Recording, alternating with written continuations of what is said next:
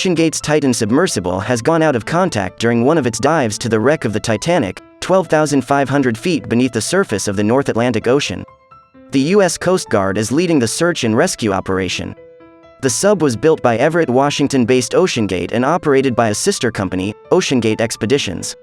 In an emailed statement, OceanGate Expeditions said it was exploring and mobilizing all options to bring the crew back safely. "Our entire focus is on the crew members in the submersible and their families," the company said. "We are deeply thankful for the extensive assistance we have received from several government agencies and deep-sea companies in our efforts to re-establish contact with the submersible."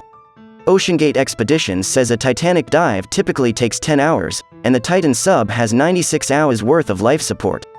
In a series of tweets, the U.S. Coast Guard Northeast said contact was lost with the 5-person crew about an hour and 45 minutes after Sunday's dive began.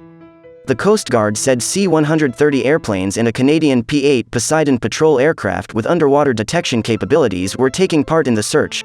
The Titan submersible's 5-person crew typically includes a pilot and researchers as well as mission specialists who have paid $250,000 to be part of the expedition.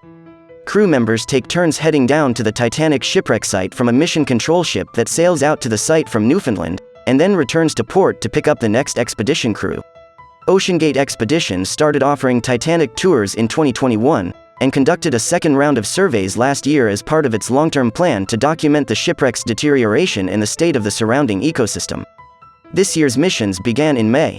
5 crews have made the trip to Newfoundland during the current expedition season, which was scheduled to end later this month. The crew members on Titan's troubled dive weren't immediately identified, but OceanGate CEO Stockton Rush typically pilots the sub. The BBC said British billionaire businessman, explorer Hamish Harding was reportedly on board. Harding took a ride on Blue Origin's suborbital spaceship last year.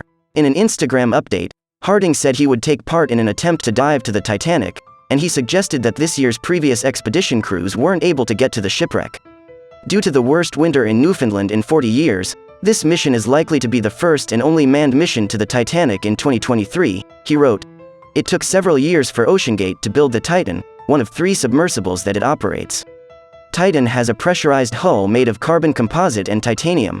The hull is equipped with sensors to detect structural stress amid the high pressures of the deep ocean.